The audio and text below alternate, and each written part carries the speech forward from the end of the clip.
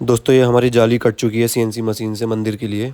मंदिर के पीछे हम इसका बेस बनाएंगे। इससे कम खर्च में बहुत ही सुंदर डिज़ाइन बनने वाला है। आइए देखते हैं इसको हम कैसे लगा रहे हैं मंदिर में।